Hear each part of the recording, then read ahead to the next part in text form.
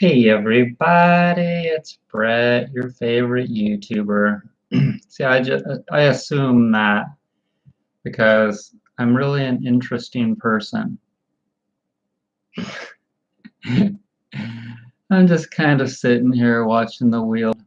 I really love to watch them roll. No longer riding on the merry-go-round. Hey, I've got one viewer. Who goes there? This is so exciting. So, there's no baseball on, so I guess I'm bored. And that's kind of how it's been. I've been thinking about how I can make my life better, and it doesn't seem to be happening for various reasons. San Francisco. That's an interesting place, but not really the kind of a lifestyle that I'd like to live. The city, a new agey kind of a place, going to plays and having musical events and things like that. Those aren't really the things that I'm after. I've been examining all these different kinds of people and the things that they do for fun and to use their time. And I've come to the conclusion that what I want is something of a conglomeracy. American lifestyle of like working 9 to 5 and then coming home and watching TV, and then sometimes on the weekends you go out to dinner with your spouse, and then maybe you go to a musical or theater or something like that, concert. I am kind of tired of seeing that I mean, you can watch that as much as you want on YouTube. You can do that as much as you want in real life. But it all just seems kind of monotonous. Is that the word? Yeah, monotonous. Is that the word? Not monogamy. And different now.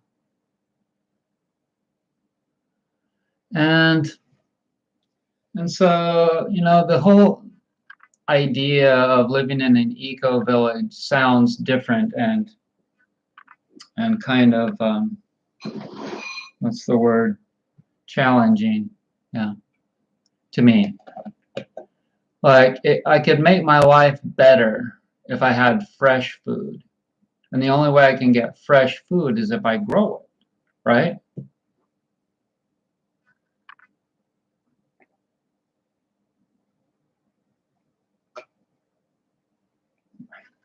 I mean, if you've ever grown fresh strawberries, you know that it's not even, there's no comparison. And anybody around here that grows fresh strawberries, they don't sell them to anybody else. They keep them for themselves, or they give them or sell them to friends. So you don't see them at the farmer's market. And there's other things too. And so the only way you can get those things is to buy the seeds and grow them yourself. And the only way to get the time to do what I just did, which is what the thumbnail is for this video, hanging laundry. So I didn't just hang laundry, I also washed those by hand. And so I found that it was really kind of enjoyable, just like hanging the laundry. It was a peaceful activity. It created, like when you wring the wash out, you have to do wringing. Okay, so in massage, this is a wringing stroke. But in yoga, in stretching, which they never do in any kind of a yoga class, when you take a garment that's all wet and you fold it in half like that, and then you wring all the water out of it, what is that doing to your forearms? Look at the muscles in my forearms. Okay, can you see that? What is that doing? Okay, so there's like 18 muscles in your forearms. And I think that the probably the very best stretch is not the best stretches is not this or this flexion or extension. It's twisting. It's ringing. Okay, so next time you go to a yoga class, you see if they show you to do this.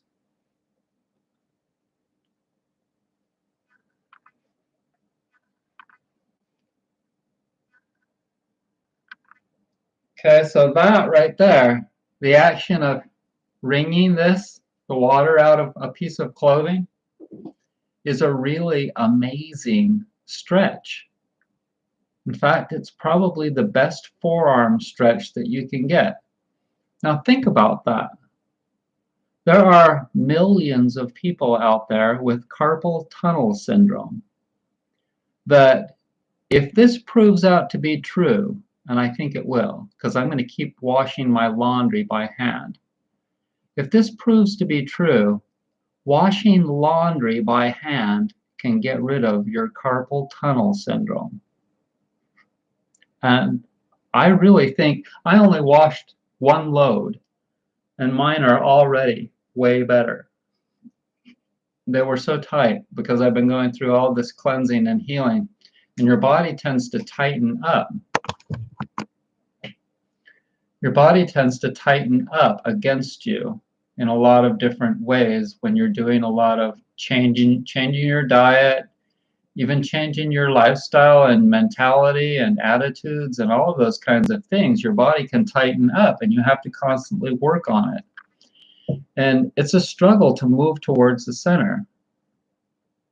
But anyway, so I washed my own laundry a couple of days ago with my own hands in just a tub.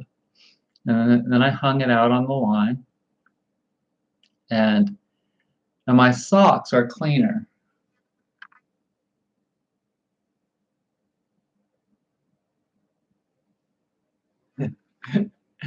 These are organic, undyed cotton socks. They're the best socks I've ever had. For some reason, they're really durable. They don't wear holes in the heels and the toes like I used to get in wool, even wool ones.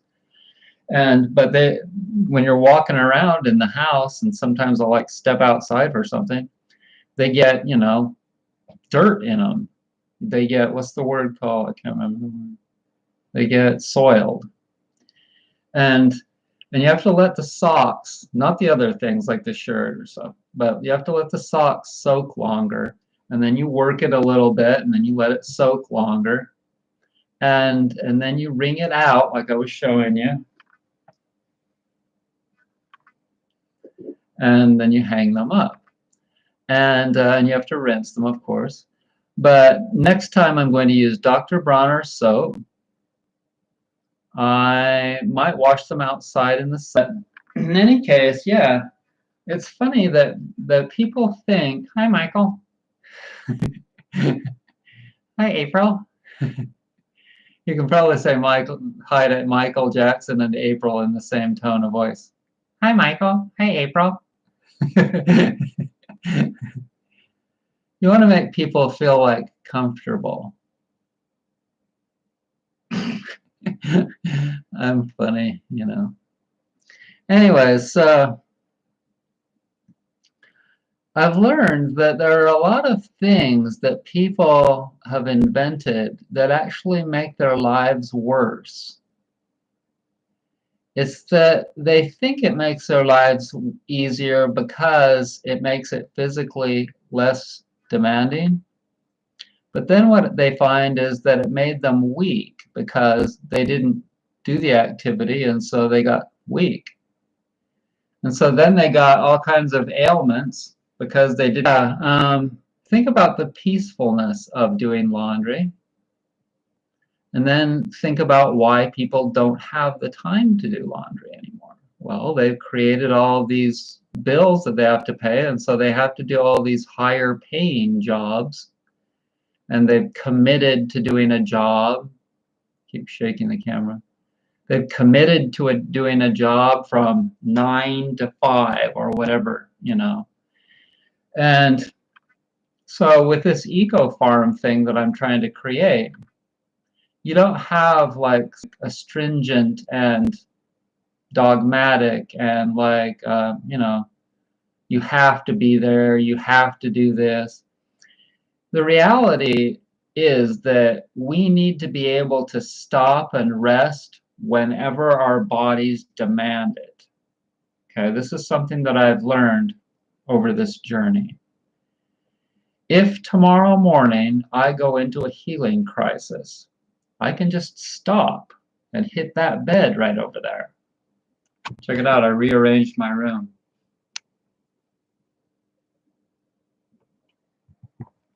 So I can just stop and go to bed.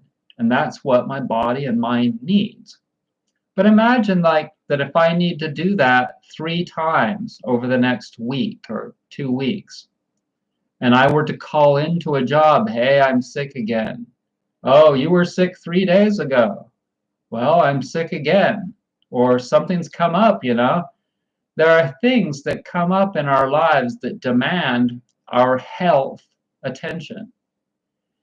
And people don't have the ability to do that, to just stop, drop everything, and take care of themselves because they have all these other commitments. And it's not just jobs, it's the other things that I've been telling you that you need to completely not buy into. And that's like children. I'm telling you. If you have kids that are demanding this and that and this and that, if you have bills that are demanding all kinds of things, if you have school and they're saying, hey, you've got to take this many credits to get this credit discount break thing, yada, yada. See, the world is pushing you. When you were growing up, if you were a female, especially if you're a female, it was conditioned into your brain that you were supposed to make babies. Well, hopefully the world is unconditioning people in these regards, men too, that we don't need more of those. And you know, maybe you'll go ahead and have one. Maybe you'll go ahead and have 2, but for God's sake, please, that's enough. You know, and back in the day, I'll tell you, when we heard that communist China was restricting the number of children that they were allowed to have. Back in the 70s or 80s, when we first heard that they were doing that, we thought it was horrific. I didn't really think it was horrific. I mean, at least by the 90s, I was starting to think to myself, man, those people are probably pretty darn smart for that. They do a lot of things. See, the thing with the communist government in China is that it doesn't seem to be as bad of a deal as a lot of Westerners think it is. Because they may mandate a lot of things, but I think that people really need things mandated on them, a lot of things. I mean, not me. I don't. I'm very conservative and tight with how I run my life. But most people, I mean, see, that's the thing. People need to get disciplined. The only way they can keep their freedoms is if they get disciplined.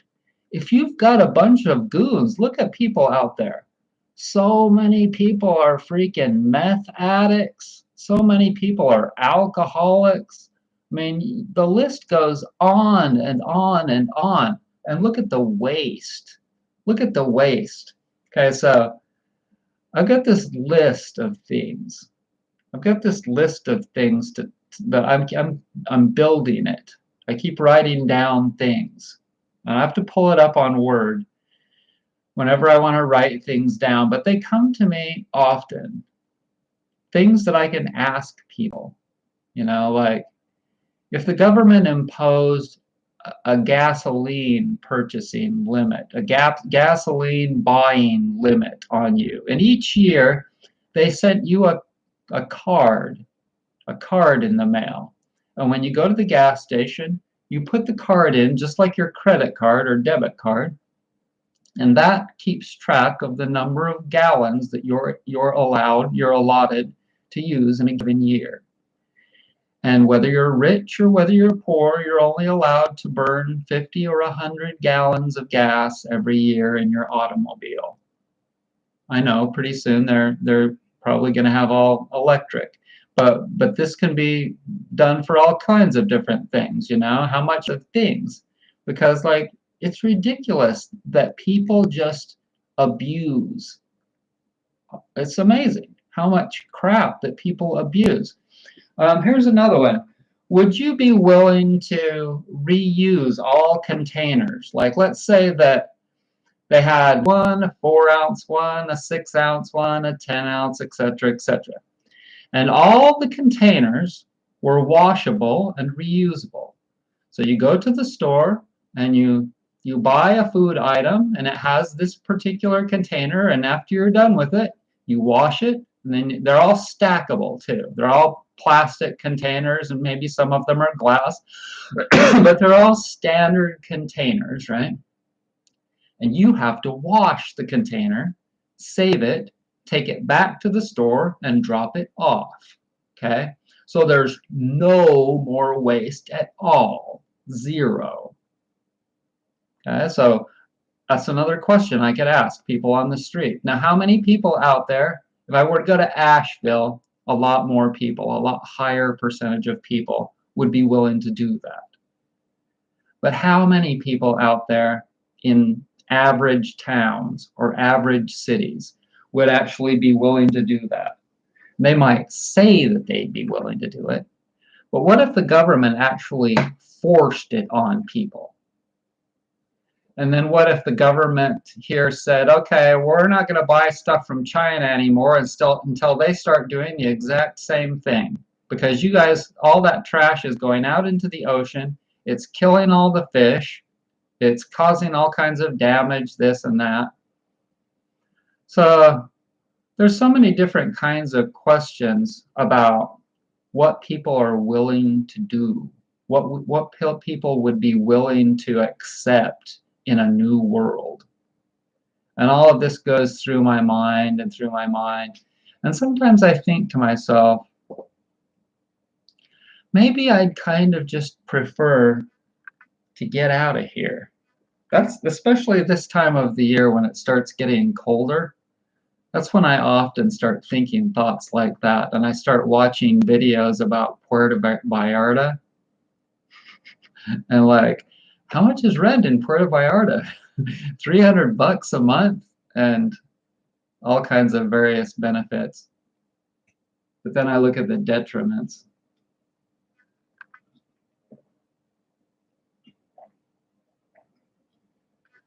I got to get me some more water.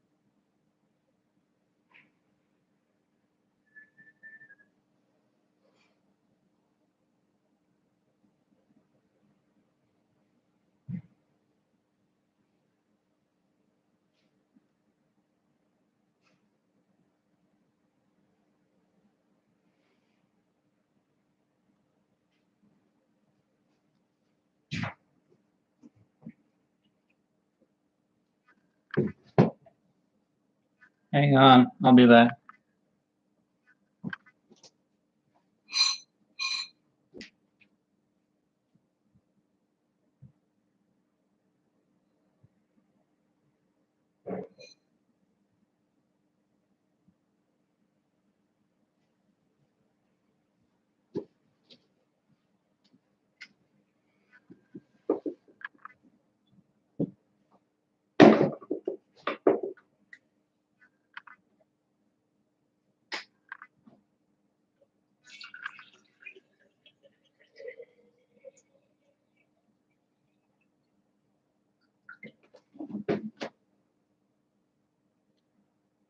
Hey, John, what's going on, man?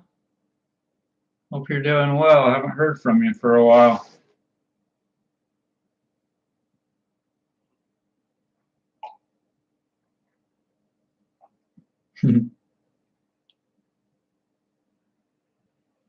Yeah, I've been watching videos though. It doesn't seem like around Puerto Vallarta, which is a tourist town, it doesn't seem like that's too prevalent. The videos, I watched a video today of a girl that lives there. And it seems that she says that she can just walk around by herself and not worry about it at all in Puerto Vallarta. It's a tourist town, and I don't know. I have to look into it more, but yeah, I understand that there's cartels. Okay, so let's see.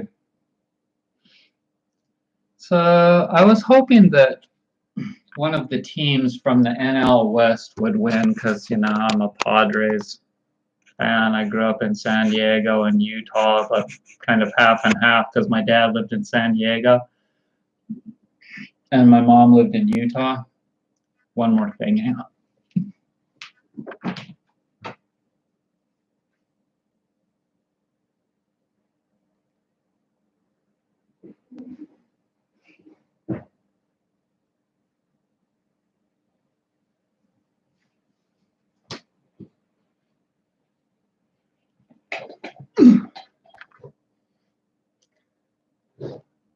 And it's not like the Padres did very good this year because I don't know, things just fell apart for them. But I was watching the NL West a lot this year, and so I watched the Dodgers and the Giants battle it out. And I know this doesn't have a lot to do with holistic healing, but actually I can connect to just about any damn thing.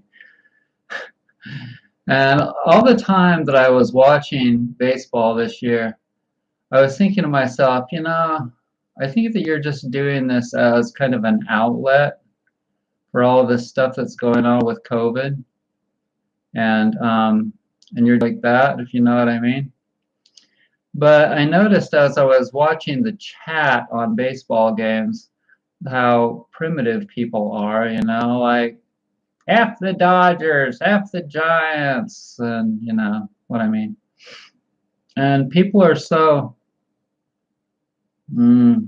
primal in regards to like our team has to win, like our city, they're taking sides, our country, our city, our team, our this, our that, men against women, Republicans against Democrats. And so I've just been examining a lot of these things and trying to come to some sort of a neutrality. Do you know what I mean? Because that seems to be one of the things that helps me to feel better. It helps me to feel as though I'm moving forward.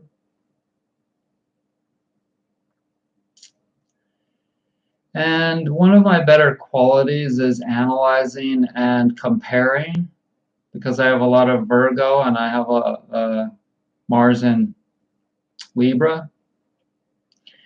And so I tend to do that well, so I use those tools to my advantage. And so I've been thinking about a life in a smaller region, a smaller country, a more quiet, a more peaceful kind of a place. I just don't know where that would be yet. But I have to get to a point of where I'm able to, it seems to me, someone mentioned, Jackson Miller mentioned the cartels. But you see, money kind of rules the game. And here in the United States, we live under this umbrella of the U.S. defense budget, which keeps us safe. And that is a big chunk of money every year, like $700 billion. Because there are other people out there, and it's kind of our own fault that we've made them jealous of our wealth, what people think is really valuable here, things.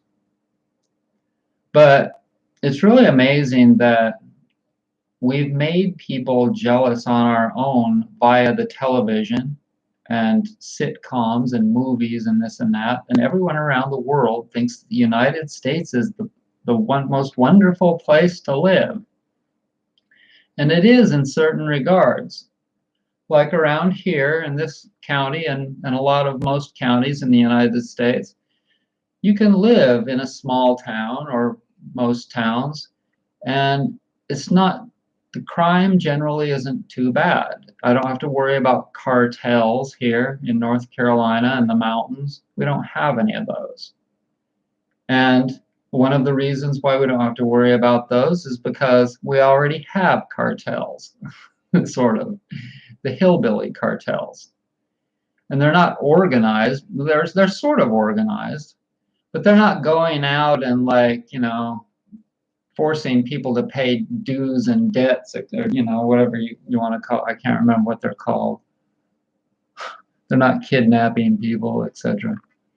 But there's a lot of guns. There's a lot of firepower out there. And so that's kind of one of the things. Another one of the things, besides the U.S. military budget, defense budget, that sort of keeps us safe. Because there can't be any kind of a cartel growth here. The hillbillies would kill them. You don't want to screw with them.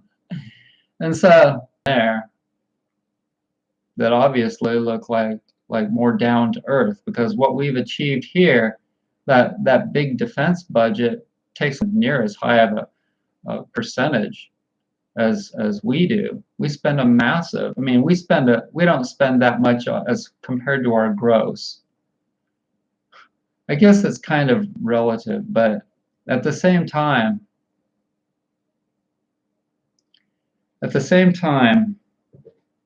there's places down there that are just a lot more peaceful. I'm trying to find a word for it.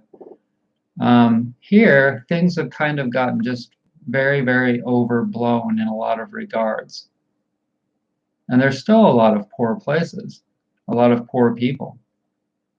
But there, and maybe it's just because I'm looking at the touristy places like Puerto Vallarta, but there's another place that I was looking at in Guatemala, a couple of videos from Gabriel Traveler in the last couple of days, from this girl that he knows that's staying in San Marcos, right on this lake in Guatemala.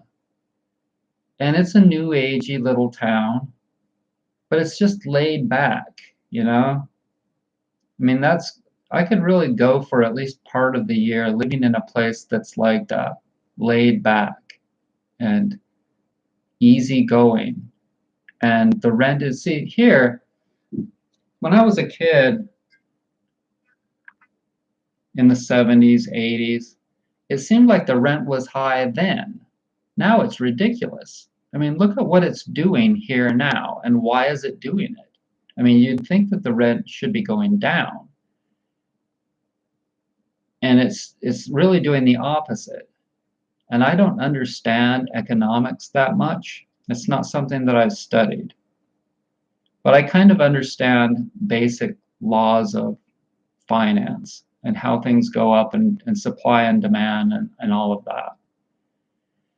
And I think that what we're experiencing right now is artificial in the rise of rents and mortgages. And hopefully it'll go back down eventually. And where I'm at now is okay.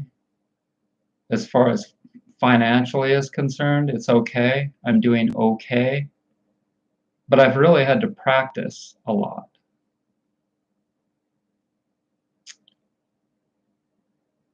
I've had to really work a lot at trimming things down, and I don't buy anything unless I really need it.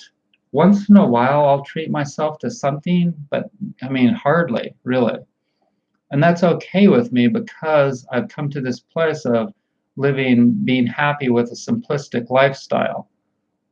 And just, being happy with washing clothes by hand, hanging up clothes on a laundry line. And you're not going to get very many people listening to something like this and me talking about things like this, about like living in a little village in Mexico.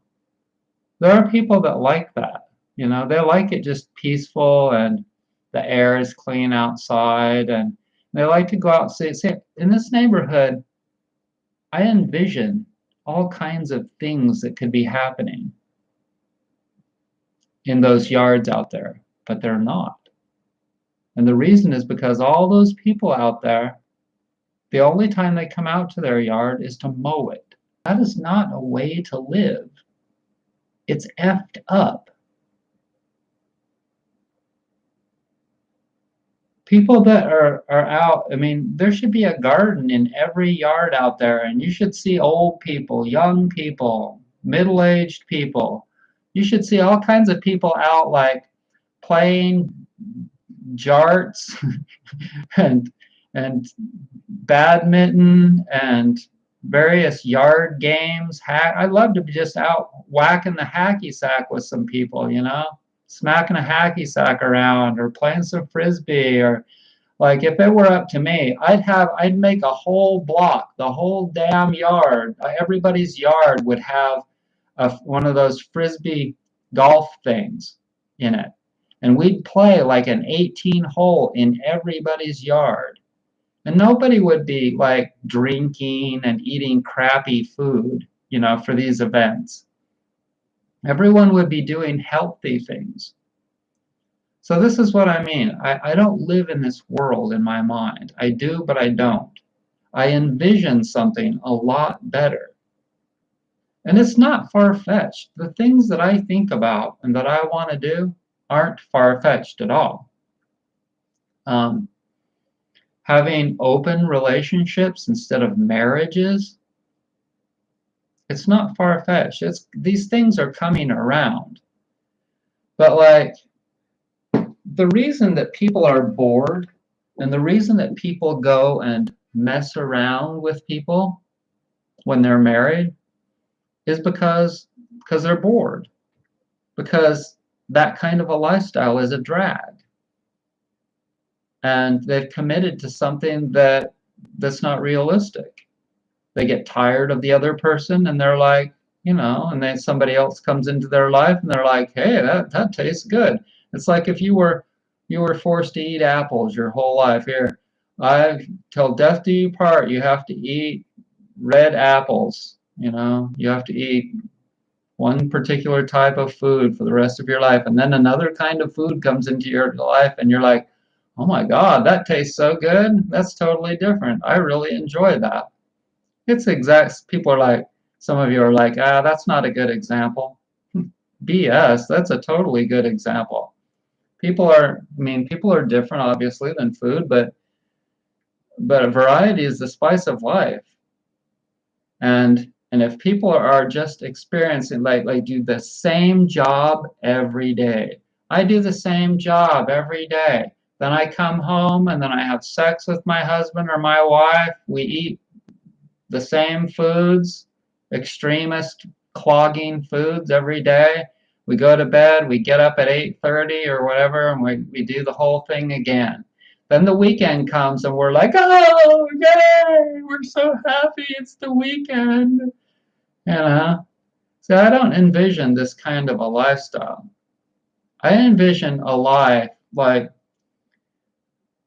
the one that I just told you about, where the neighborhood is all healthy and everyone's house is facing towards the south and everyone absorbs, like people don't have to use that much heat to heat their houses because the sun naturally does it for them. And the houses are really efficient and people are eating really healthy food. Imagine old people like 70, 80 years old with all flat stomachs and healthy bodies and nice skin, beautiful skin, and clean faces, and they're not all wrinkly and they're not talking like this. Well, I'm 80 years old. What do you expect? This is how I'm supposed to talk because my mouth is all full of processed food and mucus. Thank God for COVID. Thank God for COVID-19 to come along and all of its variants. I mean, it's a difficult time, but we're going to have to get through this. We're just going to have to get through this, and hopefully the healthy people will probably be left standing. And then people will hopefully get tired of watching other people do things on the computer. Wouldn't you rather go out and do things on your own? Well, the thing is, we can still travel, but we'll have to carpool, We'll all have to get into a car and go to the beach because we'll only be allowed to burn so much gas, or hopefully people will have consciences to not do that, to not use the resources. Or if I can create an eco-village, if I get interesting people, okay, so here's the thing. If I create an eco-village full of interesting people and health-minded people, then it will be interesting and healthy. I just made that up. It's the truth, though. I mean, think about it.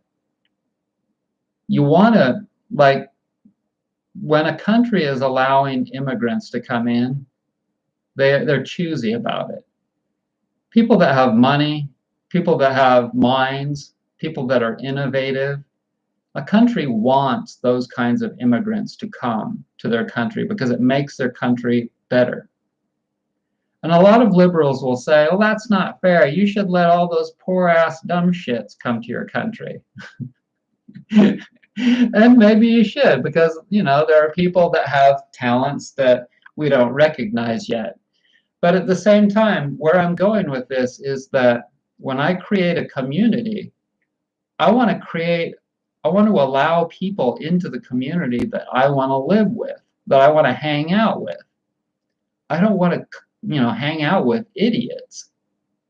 And so that's kind of why I want to have control, like a communist. I mean, think about it. If you were creating a community, would you allow just any dingle doinker to live in that community?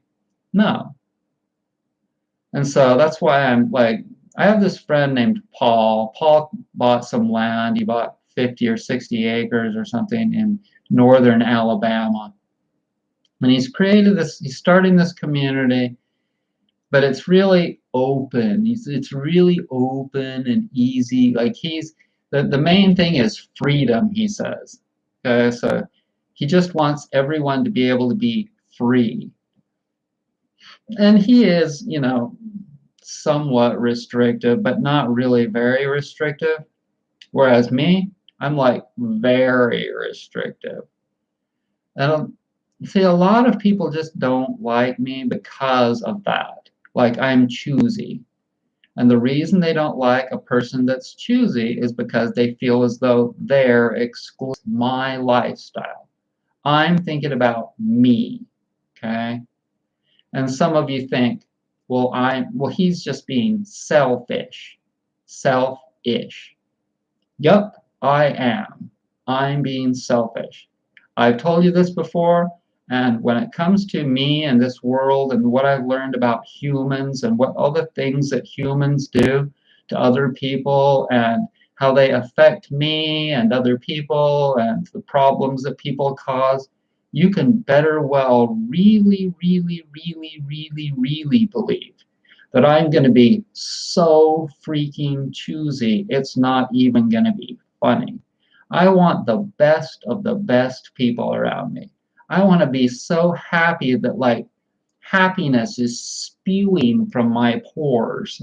I'm like, see, and like if people don't have a sense of humor, think about that. I'm not even going to allow people that don't have a sense of humor to live in my community because I love funny. I'm I've got a lot of Leo, Mercury, Venus, and my rising sign in Leo. Leo people are performers. Okay, so that's what you see when you see me doing this and singing a song and all of these things. That's my Leo. Mercury is communication, and so you're seeing, and Venus is the arts. Venus is arts and the feminine, and you know what else? What else is sense of humor? How long is that gonna last? I mean, when you form an eco village like I'm forming, I've envisioned this, okay? So living in little houses, and then we get together for dinners and we hang out and, you know, play games and whatever, gardening together, all sex together, all kinds of things that we're doing together, right? So this has to be kind of like a marriage. So imagine living amongst people that have no sense of humor. I mean, and some of you just don't. And there's no way in hell that you could ever live in this eco village because that would really, really suck for me, at least. For people to be like, I make some kind of a joke about something and they take it personally, or they, you know, like they don't, whatever. You know what I mean? There's so many people out there that don't have, or they're like butt hurt from something that happened to them and they just can't get over it, and the thing that you said just like it bugged them. Okay, so here's the thing. If you're Irish and I make an Irish joke about how they like to drink, they're like drinkers. Okay, so that shouldn't bother you unless you're a drinker. If you're a drinker, then you're one of them. Okay, that's the thing. So there are all these little stigmas about different kinds of people, and a lot of it is pretty much true, but it doesn't have to pertain to you personally. But if it bothers you personally, it's because you've got a particular problem with that particular thing. Do you see where I'm going here? Like, okay, so I'm blonde. When I was a kid, people would make jokes about dumb blondes. That never bothered me because I'm not dumb. I've got 135 IQ. It's not a high IQ. That's what I tested out one time in a test. I've only tested once for that. But it's not bad. President Obama has 155 IQ. Okay? I just looked at presidents once. Okay? So President, what's his name? I'm not even thinking well. He also has 155 IQ. In any case, so if it doesn't pertain to you, then you should just laugh along with it. So George Burns, we all love that guy. He made a lot of jokes about a lot of people, but a lot of it was really, really true. A lot of it was kind of far-fetched, but a lot of it was really true. Right?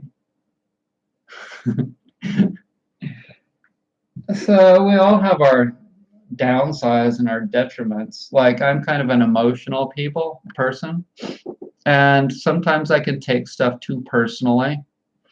But being a YouTuber has really helped me with that because I see all kinds of stuff said about things, like my comments or my videos, all of that. And 95% of the time, I just blow it off. If I'm offended by it, oftentimes I'll reply. But I realize at the same time that maybe it was partially true. or at least whatever, true. And so oftentimes criticism can be constructive, and sometimes it can be funny. And I love funny people. I kind of like, it's really cool to be a smart ass person too. I like smart ass people to a degree. Now, you can go over the line. You can go over the line to the point of where you're just like, it's ridiculous, you know? You're funny all the time. You have to make a joke about everything all the time. No, it's not good to do that. You have to draw a line, you know, and when you're starting to get overblown like the United States is with almost everything, then a good sense of comedy, a good sense of humor.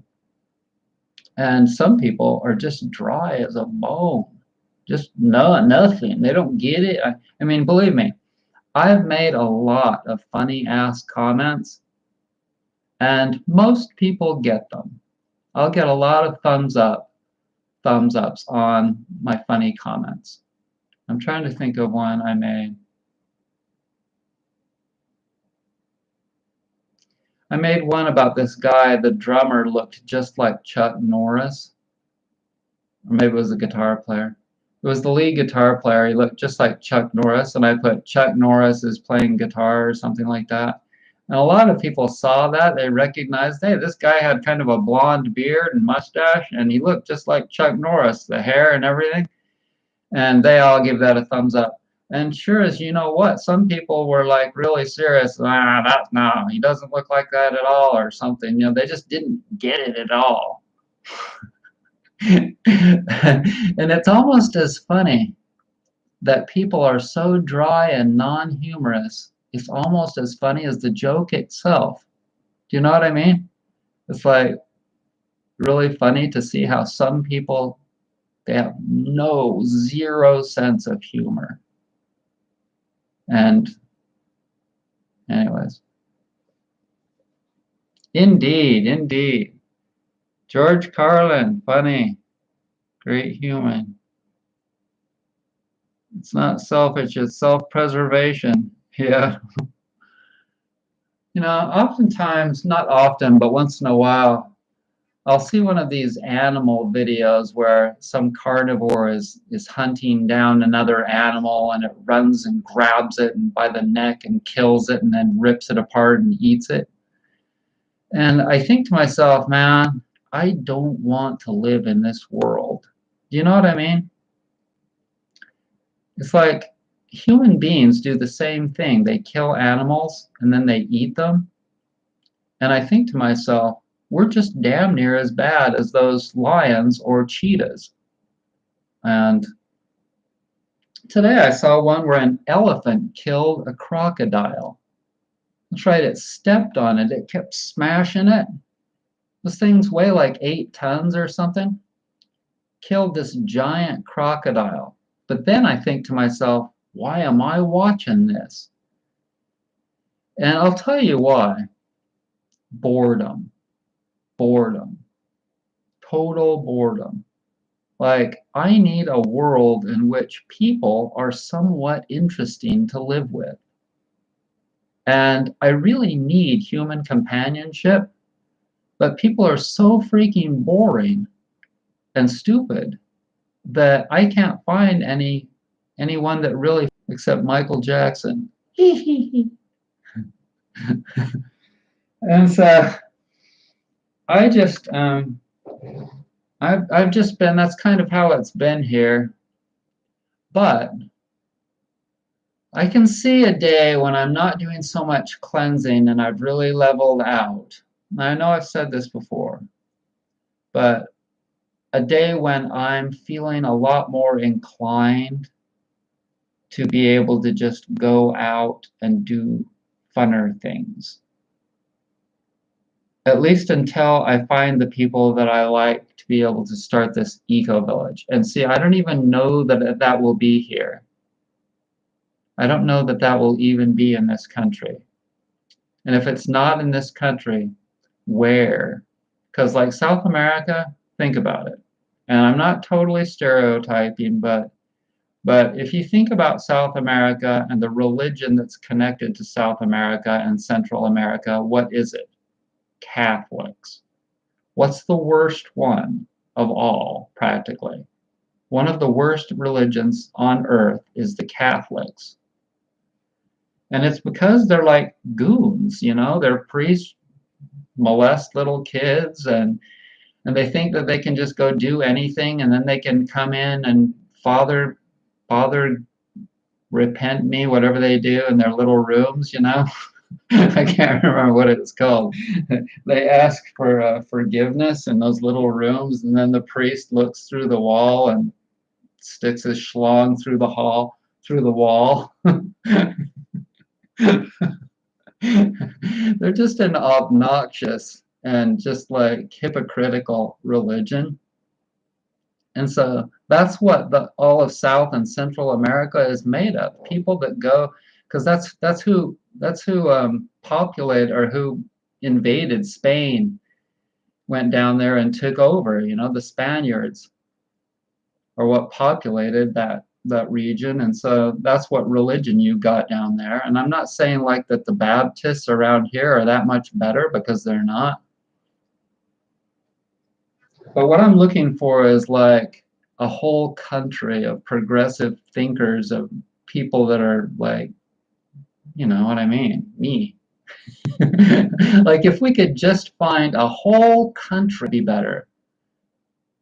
And maybe I'll have to go there someday, but that's the kind of a country that you can't just go there and get and stay there for very long, you know.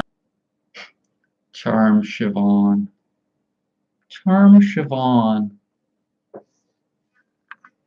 Are you a new viewer, Charm? Anyways,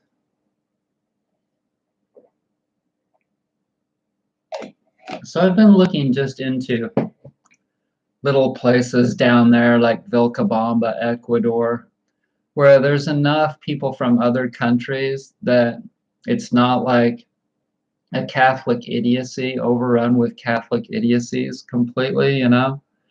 Or, you know, places that are just, maybe they haven't bought into all of that, or places that are not too overrun with crime. And I'll just have to investigate a lot more. I don't know. But it's typical for me to start thinking about those kinds of things when the weather starts getting colder. Yeah, I saw that, how Captain Kirk went to space. It was kind of cool.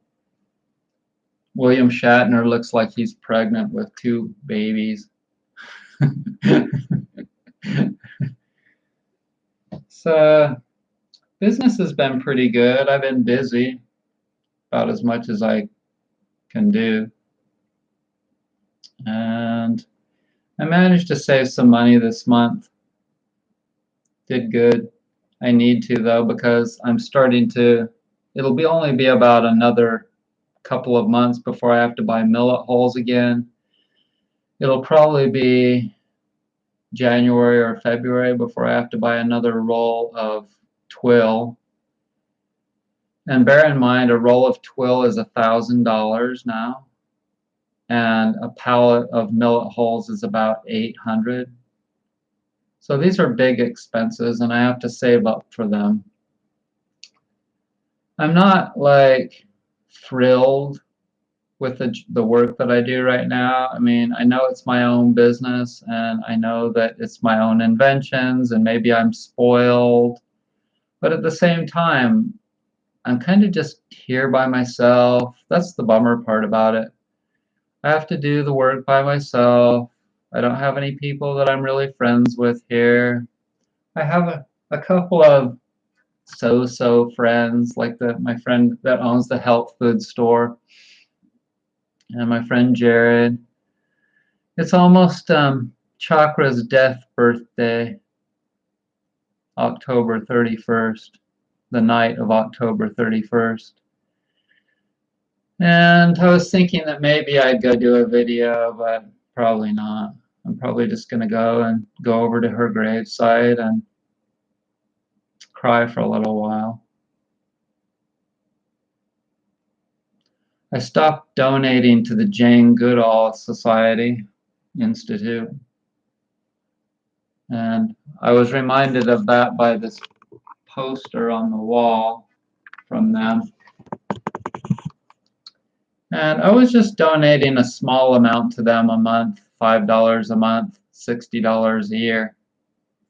But then I went and found their information on Charity Navigator, and I learned that their head person there is an interim head person, and she's making $262,000 a year.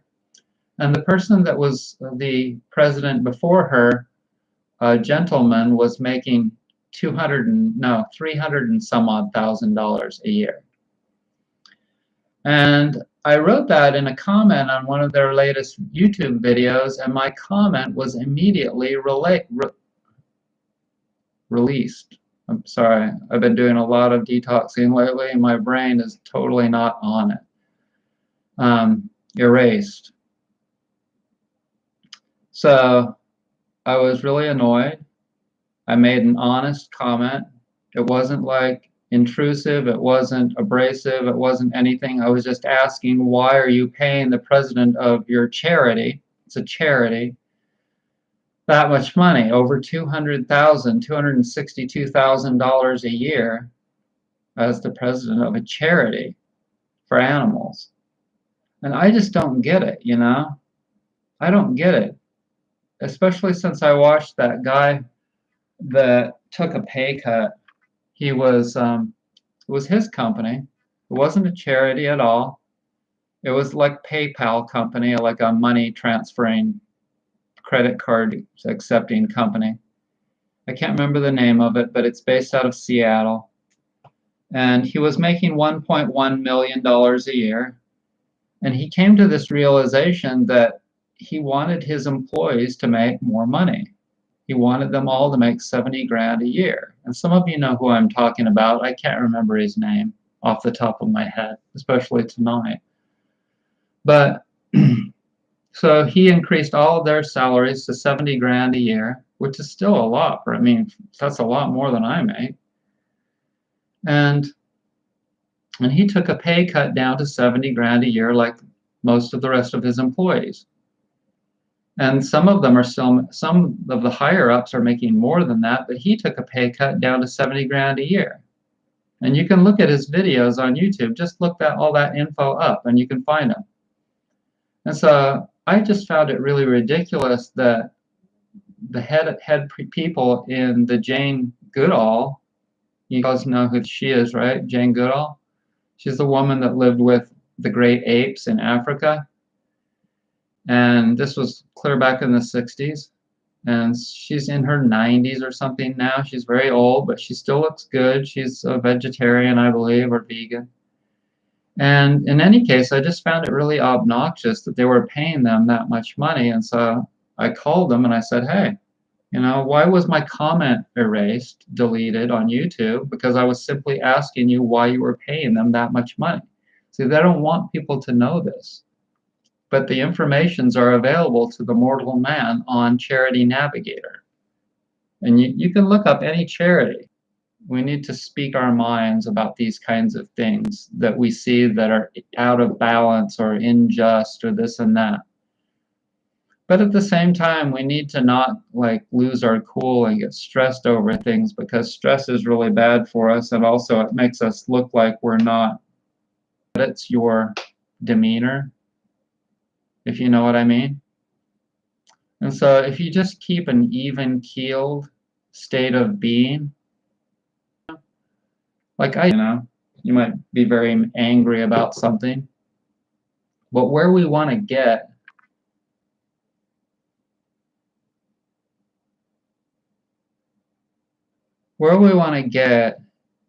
is to this place of evenness.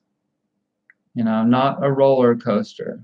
Think of your emotions, think of your lifestyle, think of your your finances and all of that. You want everything strong and steady.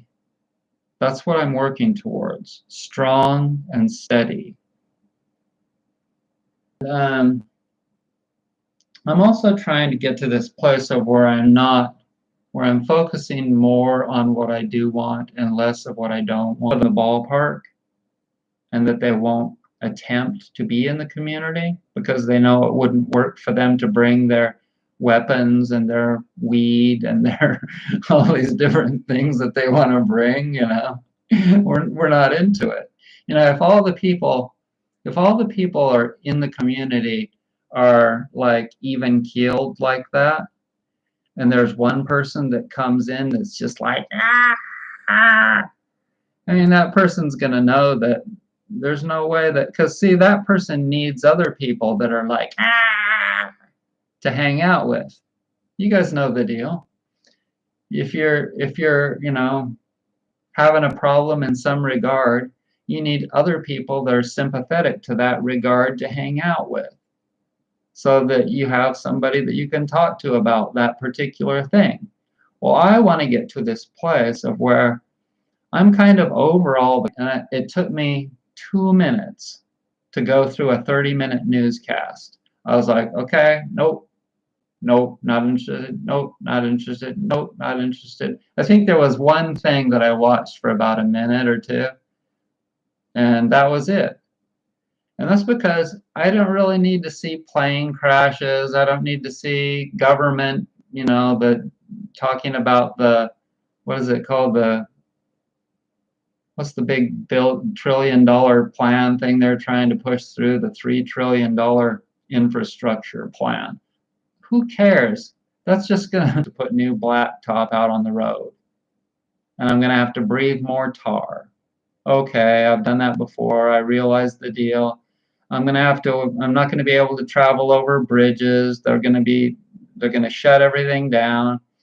They're going to try and recreate fix all the infrastructure and slow everything down. And what they need to do is just not do any of that. What they need to do is everyone needs to get back to a more simple lifestyle instead of driving cars more. Like they're trying to make more electric cars, blah, blah, blah, blah, blah, blah. What people need to do is just not drive cars. So I'm to this point of where I'm just like, none of my opinion really matters because they're not going to listen to me because none of them are at this place where I'm at. They're not at a place of where they're wanting or willing or even able to drive less. So they need to figure out some kind of an alternative to their cars, their gasoline burning cars. So me, I want to live in an eco village where we have 2 cars. And we don't even need to drive a car. I'll just make a list up and one person drives to the store every week, and that one person takes everyone's list and buys everyone's things, and that's it. Only one person has to drive to the store once a week out of 20 people. And if a couple of other people want to go with them, they can because the car's going anyway. So we're talking about just doing things logically. I just want to do things logically because I don't even want to drive. I would rather stay home and play frisbee football or some hacky sack or work in the garden or something like that, or have sex with somebody. anything but driving, But in any case, yeah, it is. It's the Great Reset.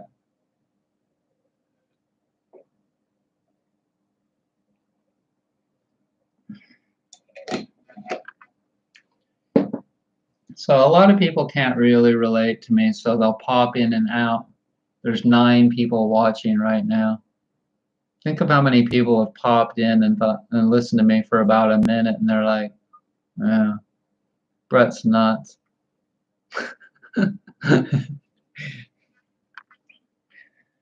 So sometimes I visualize just how primitive this world is and the people that live here are, and I look out and I'm like, oh my God, we live there.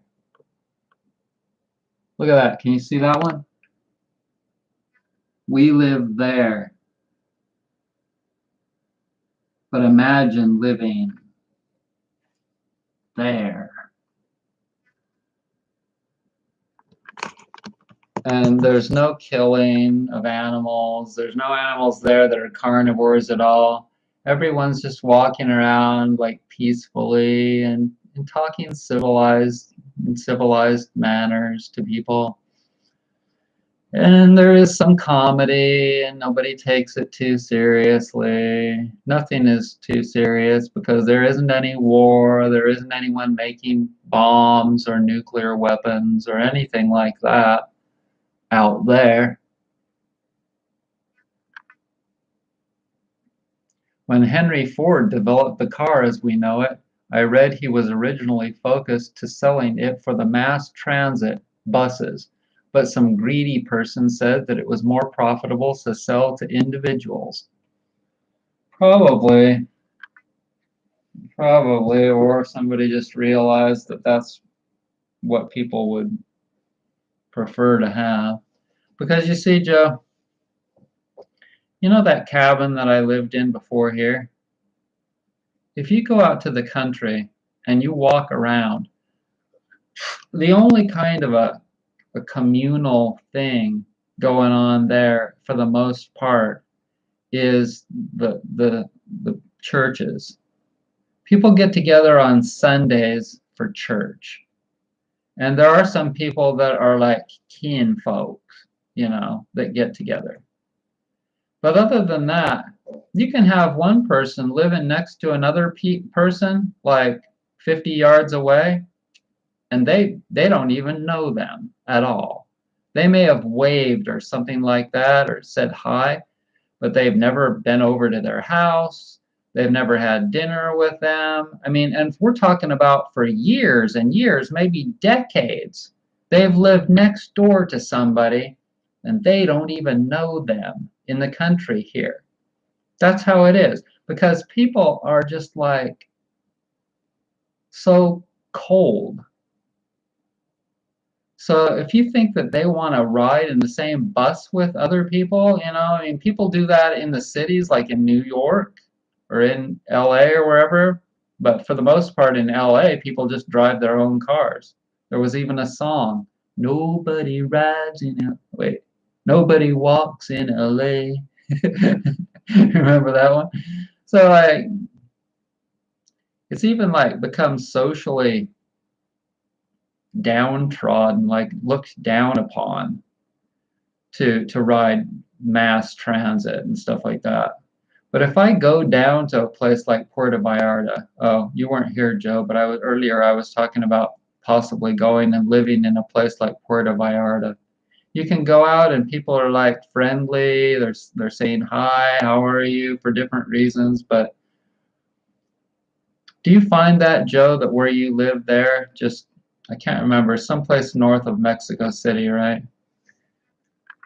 Do you find that people are friendlier than the United States there?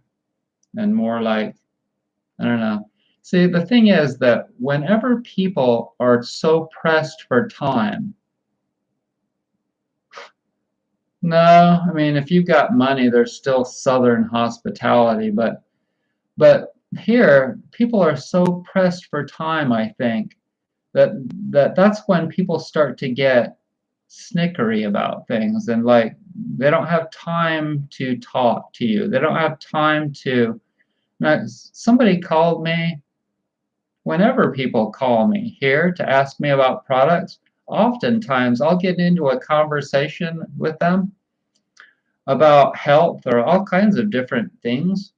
And I've talked to people for a half a freaking hour or more sometimes. And I didn't charge them for anything, even though I usually charge for consultations. But like, it's for different reasons. First of all, I don't have any kind of a social life here. So if somebody calls me, I'm like, oh my God, where's the phone? Where's the phone? Give me the phone. I'm looking for the phone. Hello? It's Brett. Yeah, hey, how are you doing? No, I've never met you. I'm so happy that somebody just called me. But at the same time, I know because I lived that life before. It was a matter of getting on with the day because you've got 1,400 things in your mind that you've got to do, and you've got to keep going, going, going. And the reason you've got to keep going is because you made the mistake of getting yourself into a situation financially, and you've booked all your time. There's nothing left on the plate left. You've already loaded your plate for the next 6 years. Think about that, like a 30-year mortgage. Think of how much of your plate, take a plate, right, or a pie graph, and when you've added a 30-year mortgage onto that, so we'll call the plate 30 years of bills, and you've cut a piece of that pie plate out that says mortgage, and that takes up a chunk of your income, which means it takes up a chunk of your time. And if you don't keep going, going, going throughout your day to get all of your things done, then you won't be able to make that chunk of pie, pay that bill. And all of that is so bad for health. It is so bad for your stress level.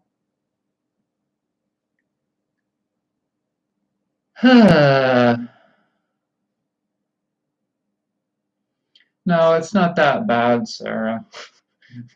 It's not that bad. It's just that, like, yeah, I enjoy talking to people, but I also enjoy my alone time. I think I've learned to appreciate that more since this whole COVID yada yada. And I think that people and television and different things. Thank you, Jackson. Thanks so much. Brett Jackson says, Brett, if you know that the world is full of psychos, do you not feel that a mutual system of defense would be beneficial? I mean, these people typically find employment in government bureaucracies.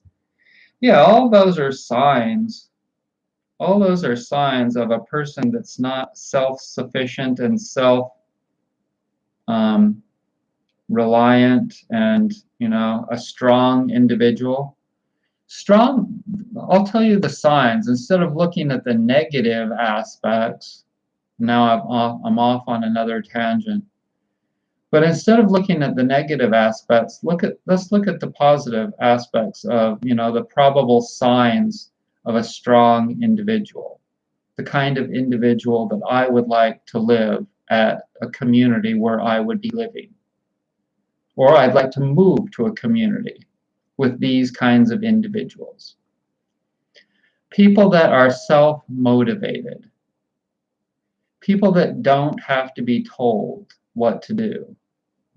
People that can think of new and original ideas. People that can be self-employed, possibly, or at least organize other people, or organize themselves. People that have typically written down to-do lists because they want to stay organized. People that are organized. People that are fun. People that care about things that really matter.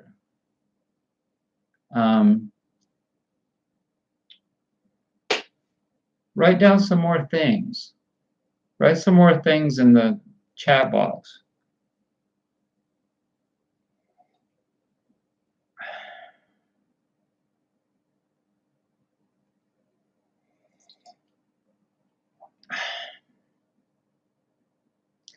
One night I was driving my car, and I forgot about the other thing I was talking about, but maybe it'll come back to me, or maybe one of you can write it.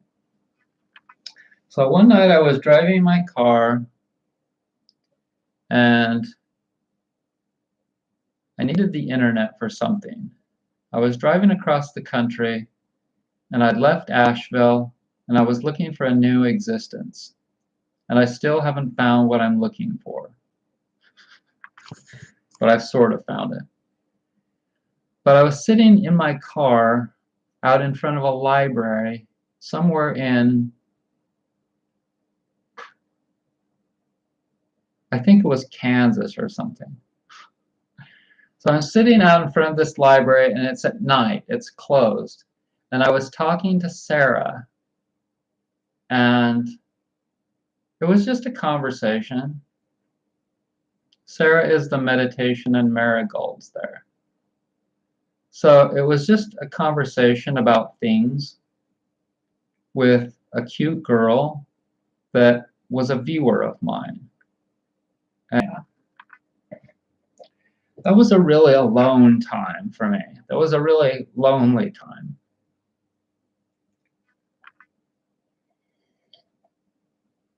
It was kind of a crazy time. And it was just after that video that I made entitled Just a Shell, the Just a Shell video with the rental that I had in Woodfin, the big house with all the ashi bars, all the ashiatsu bars, and where I trained all the massage therapists.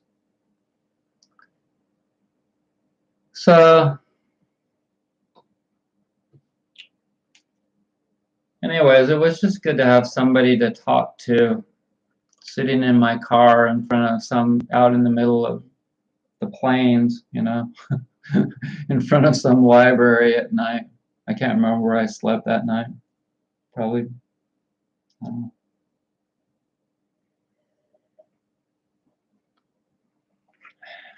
know. So the tea bags read,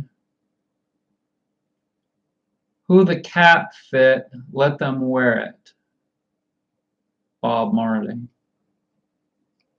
And the other one reads, "Our creative consciousness is not limited." So I don't know if you noticed it or not, but I rearranged my room. And the reason is because I wanted my air cleaner, and the air coming in sometimes has smoke in it. And so I want that air cleaner to be right next to the window because it can absorb smoke, and it does do an okay job at that because it can absorb down to 1 micron, and smoke particulate is generally 4 to 7 microns in size. So I wanted that to be next to the window versus my bed, and I wanted that to be in between me and the window. So the bed now is over there, and I don't sleep with my head in the corner. I don't sleep with my head in the corner because there's not as good an airflow over there. I sleep with my head here, and that's right in between the air cleaner and the window. And then I moved my bookshelf over there, which is cool because the outlet for the light switch is over there in the corner, so I can put the light. I can plug the light into the outlet for the switch. And then I moved that big red tapestry with the elephant on it into the middle, and I put the Star Trek poster over there.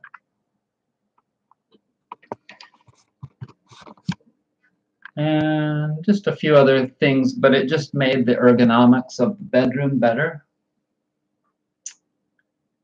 And yeah, this tea is really good. Yeah. So read what Sarah just wrote right there about growing food. So today I was thinking to myself about all the different things that people need to be doing for themselves that so many people have never done before, or that at least they only did it a little bit. Like, people really need to be growing and learning about how to grow their own food. And someday that will happen. And the reason that it will happen is because supply chains will get screwed up, or there's a lot of different reasons to grow your own food. But the bummer reason is that people will be forced to. grow their own food because there will be some sort of food shortage.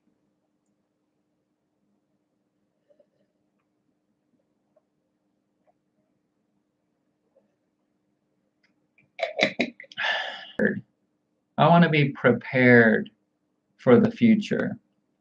And it's so important that we start to do that. But the thing is that I don't really want to buy land in a country that looks like it's going to, the bottom's going to fall out of it. And it probably, it's possible that it might just look like that now. And it's obvious that we're kind of at a low spot, although it could get worse. Sure, things could get worse. All kinds of things could get worse. To doing that, you know, like if a hurricane hit Miami or New York and damn near just put millions of people out of their houses or destroyed all their houses, you know, and that could happen. Would you be willing to take people into your house to, you know, millions of people could be displaced? And I think that will happen, actually. I mean, there was a hurricane that hit the west coast of Florida about 3 years ago that had like 150 or 180 mile an hour winds, and it just completely wiped out like miles and miles of coastline. There was only a few buildings left standing. Everything else was completely torn off of its pilings, completely. And if something like that hit Miami directly, I mean, think about it, it would kill thousands and thousands of people. It would displace millions of people. And so, like, when things like this happen, I think it's going to force a lot of people into thinking about, and it already is, because like when I was Airbnb, when I lived at the cabin, you would get a message from Airbnb saying, would you be willing to take in these people from wherever during this hurricane? And Michael Jackson. Michael.